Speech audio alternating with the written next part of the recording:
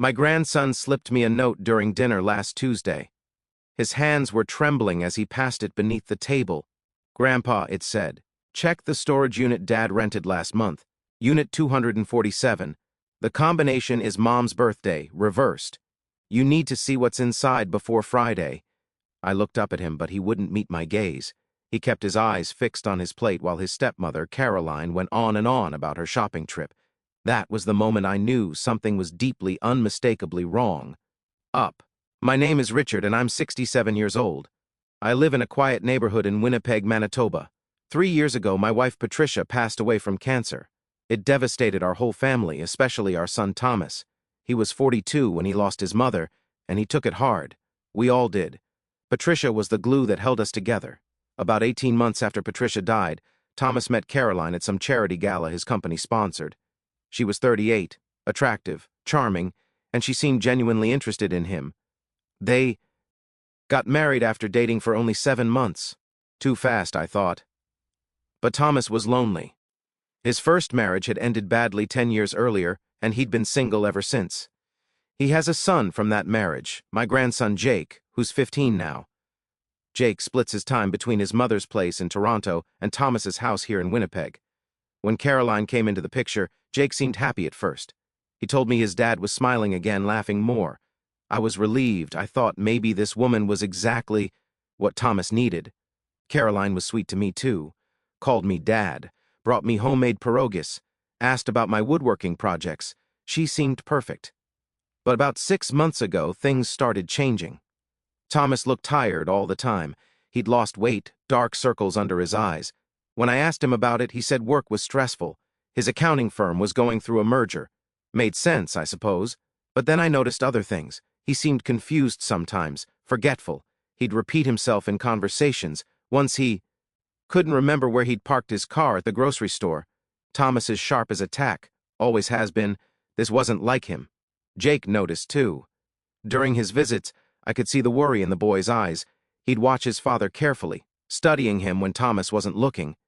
But whenever I tried to talk to Jake about it, he'd clam up. Said everything was fine, just normal teenage stuff. Then came that dinner last Tuesday. Caroline had invited me over for what she called a family meal. She made roast chicken, mashed potatoes, the works. Thomas barely touched his food. He pushed it around his plate, his movements slow and uncertain.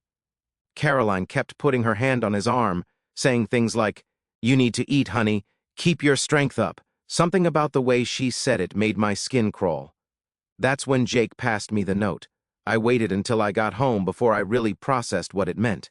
My grandson was asking me to break into a storage unit to spy on his father and stepmother. The combination was Caroline's birthday backwards. How did Jake even know about this unit, and what could possibly be inside that was so important he'd risk getting caught passing me?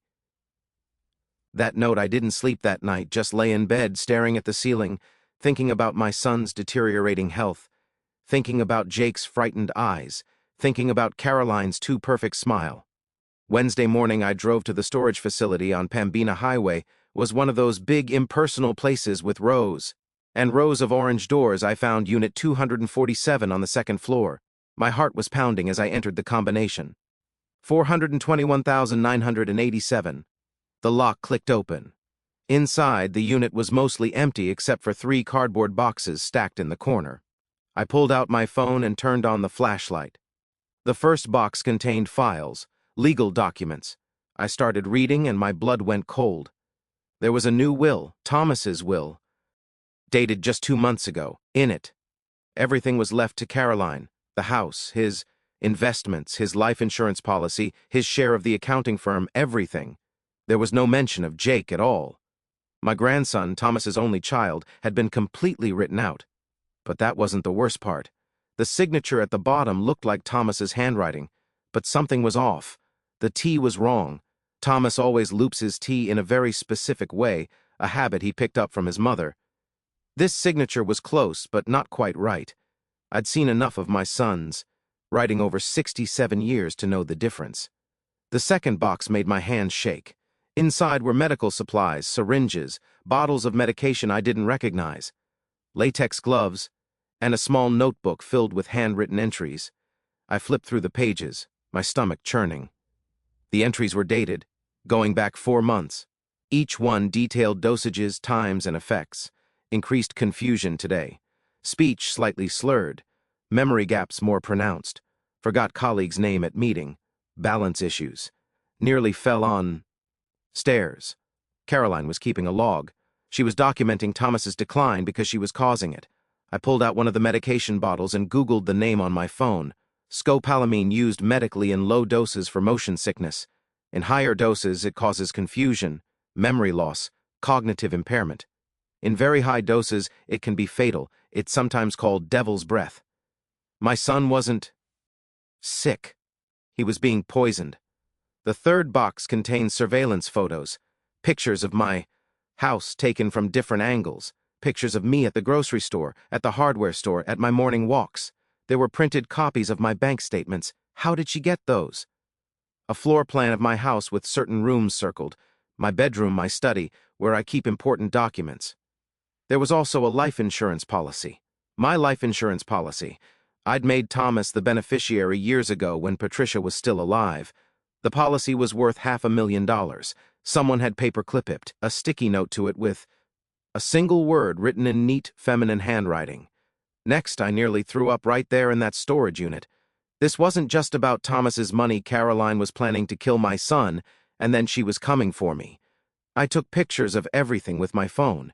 Every document, every page of that notebook, every surveillance photo. Then I carefully put everything back exactly as I'd found it. I had to think.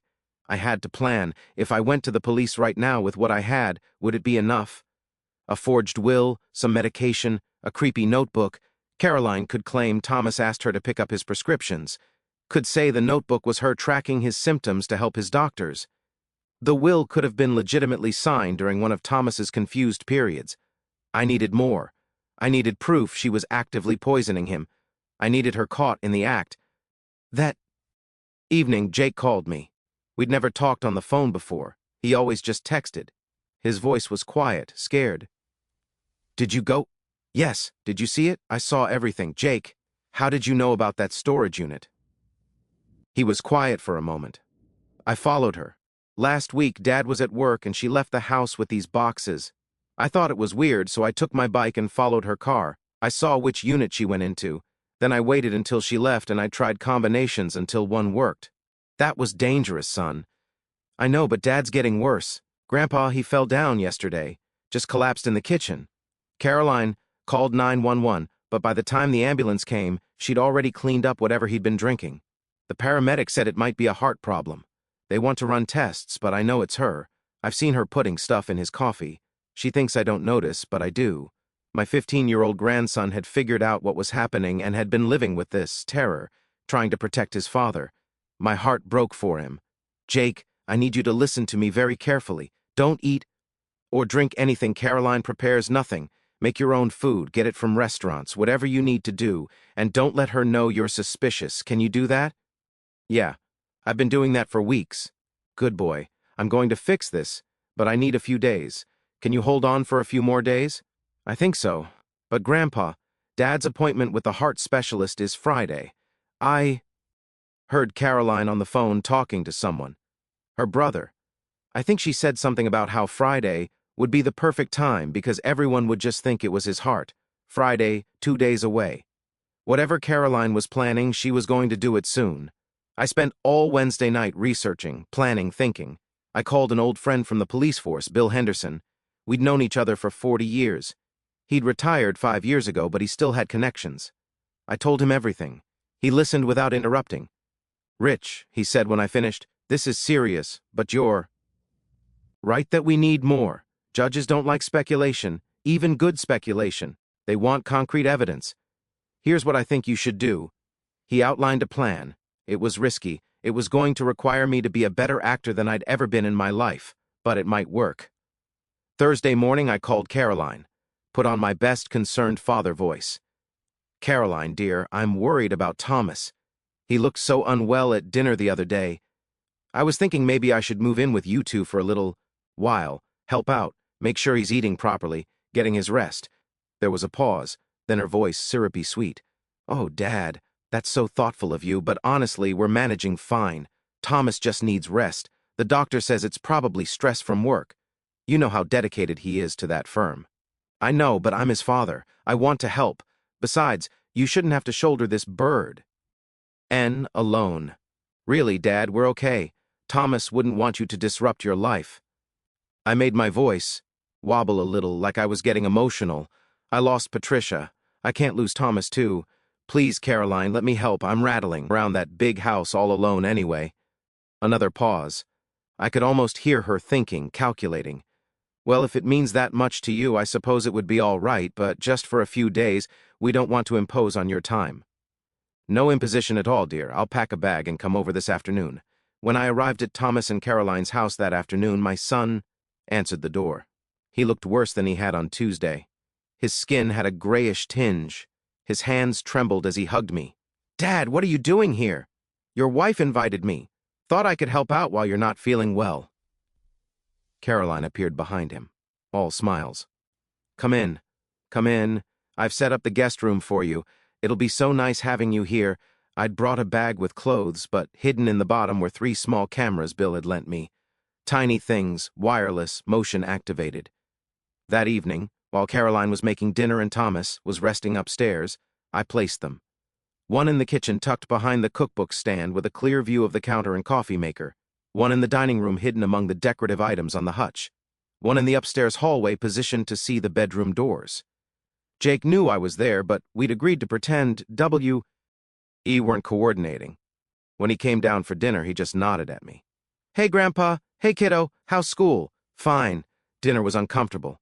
Caroline had made spaghetti and meatballs. I watched carefully as she served everyone. Thomas's plate seemed to come from a different pot than mine and Jake's.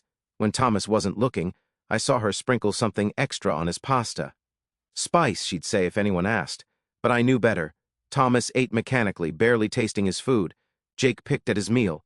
I made conversation, asked Caroline about her day, complimented her cooking, played the grateful, oblivious father-in-law. After dinner, Thomas went upstairs to lie down. Caroline suggested Jake do his homework. Once we were alone, she made me tea. I watched her like a hawk. She didn't add anything to mine. Just smiled and chatted about how nice it was to have family around.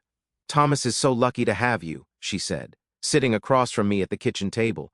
Not every son has a father who cares so much. He's my boy, only child. After Patricia died, he's all I have left. I paused, letting emotion creep into my voice. Well, Thomas and Jake, of course, Caroline echoed, but something flickered in her eyes. Jake's a good kid. Smart, takes after his father. Yes, he does. She sipped her tea. You know, Dad, I've been thinking, when Thomas inherits your estate someday, far in the future obviously, have you made sure all your paperwork is in order? I'd hate for there to be any confusion or legal complications. It can be so stressful for families. There it was. Not even subtle. She was already thinking about my money. Oh, everything's in order. Updated my will just last year with my lawyer, Margaret Chen. She's very thorough. Everything goes to Thomas. And if anything happens to him, it all goes to Jake. Family first, you know. Caroline's smile tightened almost imperceptibly. Very sensible. That night I lay in the guest room with my laptop, watching the camera feeds on the monitoring software Bill had set up for me. At 11:47 p.m., Caroline emerged from the bedroom. She was wearing a robe, moving quietly down the hallway. I held my breath as she descended the stairs. The kitchen camera picked her up. She went straight to a cabinet above the refrigerator, the one where they kept things they rarely used. She pulled out a small bottle and a syringe. Then she prepared tomorrow's coffee, Thomas's special blend that he drank every morning. She added the liquid from the bottle to the coffee grounds, measuring carefully. When she was done, she put everything away and went back upstairs. I had it, video evidence of her tampering with Thomas's coffee.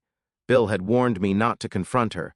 Not yet. We needed to catch her with the actual drugs, needed to document the whole thing properly for the police. Friday morning, the police would be here with a warrant. Bill had already laid the groundwork with his former colleagues, shown them my photos for the storage unit. They were taking this seriously, but I couldn't let Thomas drink that coffee. At 6 a.m., early Friday morning, I woke up before everyone else, went downstairs, and quietly poured the entire container of coffee grounds into the garbage disposal. Then I replaced it with a new one from the pantry. When Caroline came down at 6:30, I was already at the kitchen table, reading the newspaper as if I'd been there all morning. "Morning, Dad. You're up early." "Old habits," I said. "I never could sleep past 6. I smiled at her. I brewed a fresh pot of coffee. The blend Thomas liked was gone, so I opened a new container. "Hope that's okay." Her face froze for just a second. Then the smile returned. "Oh, that's fine, thank you." Thomas came down at 7 looking worse than ever. He'd vomited during the night, he said, felt dizzy. Caroline immediately went into caring wife mode, feeling his forehead, suggesting he skip work. "Maybe you should go to the hospital," I suggested. "Have them run those tests. His appointment is this afternoon," Caroline said quickly. "The specialist can see him at 2 p.m. We should just wait for that. I really think we should go now," I pressed. "Thomas, you look terrible, son. I'm okay, Dad." But his words were slurred. Whatever she'd been giving him, it was already in his system from yesterday. Just need rest. Jake came down for breakfast, his backpack ready for school. He looked at his father with undisguised worry.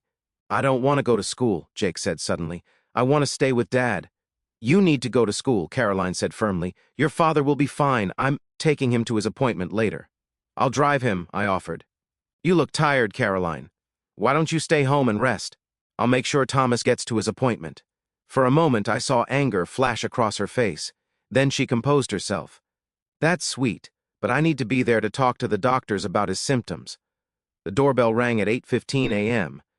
Caroline went to answer it, and I heard her voice. Rise in surprise. "Can I help you, ma'am? I'm Detective Sarah Morrison with the Winnipeg Police Service. This is my partner, Detective James Park. We have a warrant to search this premises." I stood up as 3 uniformed officers entered behind the detectives. Caroline's face went white. "Search warrant for what? There must be some mistake." Detective Morrison held up the paper. "No mistake, ma'am. We have reason to believe evidence of a crime is located on these premises. Specifically, we'll be searching for certain medications and documents." "This is outrageous, Thomas. Tell them." But Thomas was looking confused, struggling to follow what was happening. Jake had backed against the wall, his eyes wide. "Actually, officers," I said, standing up, "I have some information that might help. I've been documenting evidence for the past few days." I pulled out my phone and held it out to Detective Morrison. "Video footage from last night. The kitchen camera." Caroline spun to face me. "You've been spying on us in our own home. I've been protecting my son, which is more than you've been doing. They found everything. The bottle of scopolamine, hidden in the cabinet, the syringes wrapped in a towel in the master bedroom, Caroline's notebook, which she'd apparently brought home from the storage unit. They found the doctored coffee grounds in the garbage disposal, and when they got to the storage unit itself, they found all 3 boxes exactly as I'd photographed them. Caroline started talking, "Oh, NCE." She realized how much evidence they had, not confessing exactly, but trying to justify. Said Thomas was mentally unstable, that she was just trying to help him. Said the will was legitimate, that he'd wanted to provide for her. Said the medication was prescribed by a doctor, though she couldn't say which doctor. None of it held up. The forensics team found her fingerprints on the forged will, found her brother's fingerprints too. They arrested him the same day. Turns out he had a record.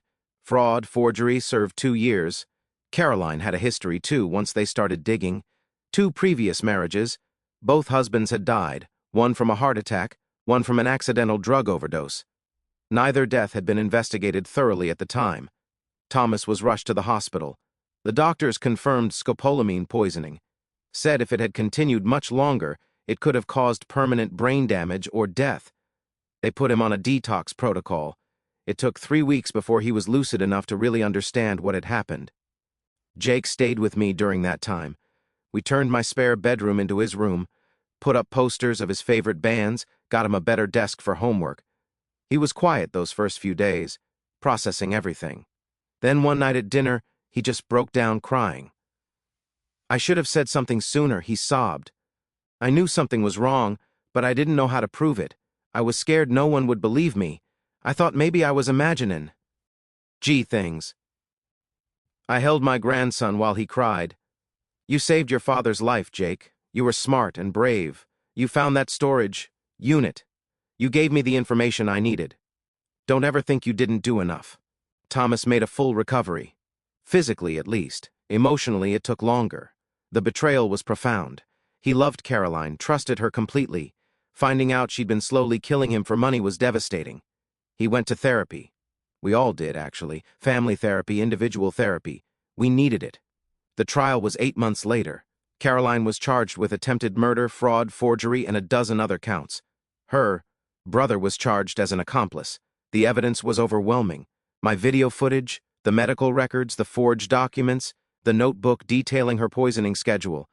The prosecution even exhumed her previous husbands, found evidence of poisoning in both cases. Caroline was sentenced to 25 years to life. Her brother got 15 years. The judge called it one of the most calculated, callous attempts at murder he'd seen in his career. Thomas sold the house. Too many bad memories. He moved into a smaller place close to mine. Jake chose to live in Winnipeg full-time instead of dividing his time with his mother in Toronto. He's 17 now, doing well in school, and plans to study criminal justice at university. He says he wants to help people like his father, people who don't recognize the danger until it's too late.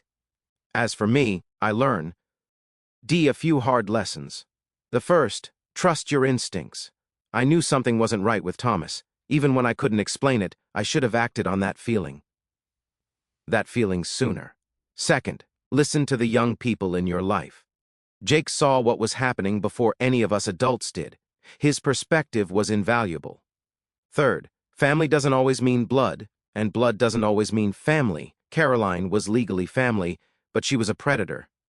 The family that matters is the one that shows up, that protects, that loves unconditionally. I also learned that evil often wears a charming mask. Caroline seemed perfect. She said all the right things, did all the right things. She fooled everyone, including me, for months, but there were signs, small inconsistencies, if I'd been paying closer attention. The way she isolated Thomas from friends, how she discouraged him from seeing doctors for his symptoms until she could control the narrative. The way she pushed me to update my estate planning. Looking back, I can see the manipulation. But in the moment, when someone is friendly and kind and calls you dad, you want to believe the best. That's what predators count on. They count on our better nature, our desire to trust, our reluctance to believe the worst about people. I think about the men Caroline killed before she got to Thomas.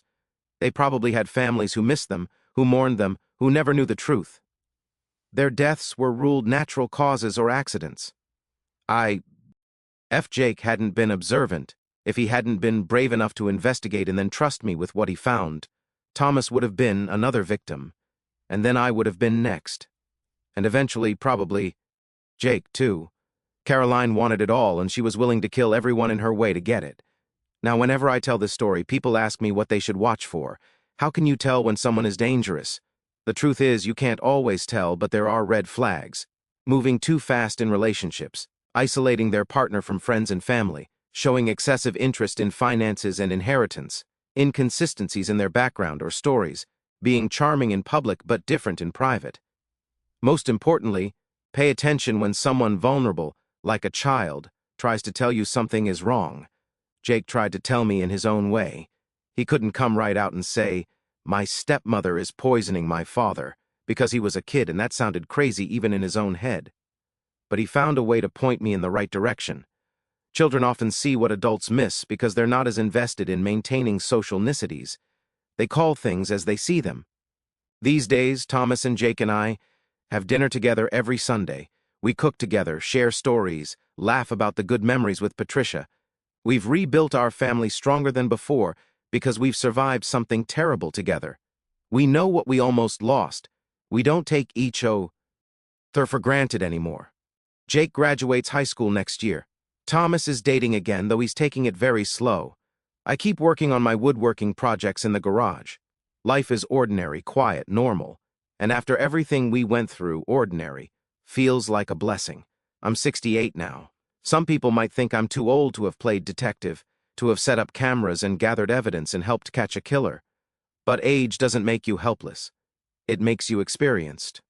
I've lived long enough to know when something doesn't feel right, long enough to trust that instinct, long enough to know that sometimes the people who need protecting most won't directly ask for help. You have to be watching. You have to be willing to act. If Patricia were here, she'd say, "I did the right thing." She'd be proud of Jake for his courage. She'd be grateful Thomas survived. She'd probably also give me grief for taking risks at my age, for putting myself in potential danger. But she'd understand why I did it, because family is everything. And you protect what you love, no matter the cost. The day Caroline was sentenced, Jake asked me if I was glad it was over. I told him the truth. I'm glad she can't hurt anyone else. I'm glad Thomas is safe. I'm glad we're all still here, still together, but I'll never be glad that any of this happened. I wish Thomas had never met Caroline. I wish Jake had never had to carry the burden of suspicion and fear. I wish I'd never had to see my son rating. Never had to search through that storage unit and discover the depths of someone's cruelty. But we don't get to choose what happens to us. We only get to choose how we respond. And I choose to be grateful. Grateful that Jake was observant and brave. Grateful that I trusted him. Grateful that the police took us seriously. Grateful that Thomas survived. Grateful for every ordinary Sunday dinner, every normal conversation, every moment of peace. Sometimes in the middle of the night, I still think about what could have happened. If Jake had waited one more day to give me that note. If I dismissed his concerns. If the police hadn't been willing to investigate. How close we came to losing everything. It keeps me awake sometimes, the weight of those what-ifs. But then morning comes. Jake texts me a meme he found funny. Thomas calls to ask if I want to catch a hockey game. Life keeps moving forward. And I'm reminded that we're here, we're safe, and we're together. That's all that really matters in the end. Not the money Caroline wanted, not the inheritance she was willing to kill for, just this. A father, a son, a grandson making it through another day together. Watch out for your loved ones. Trust the people who care enough to notice when something's wrong. Don't ignore warning signs because they seem too outlandish to be true. Evil exists, and sometimes it sits across from you at the dinner table with a smile on its face. But love exists too. Courage exists. Justice exists. And sometimes when you're lucky and brave and persistent, the good guys actually win. That's the lesson I want people to take from our story. Not that you should be paranoid or suspicious of everyone, but that vigilance and love aren't opposite things. Protecting someone means paying attention. It means trusting your gut. It means being willing to act even when it's uncomfortable, even when you might be wrong, even when it's scary. Because in the end, I'd rather be wrong and look foolish than be right and lose my son every single time. That's what family means. And no amount of money, no inheritance, no estate is worth more than the people you love. Caroline never understood that. She saw us all as obstacles between her and wealth, but wealth without love is just numbers in an account. Doesn't really matter. Thomas sees that more clearly than ever now. Jake has always known it. And I've understood it since the day Patricia and I carried Thomas home from the hospital 67 years ago. Just a small bundle filled with promise and hope. That is what real wealth is. Everything else is secondary.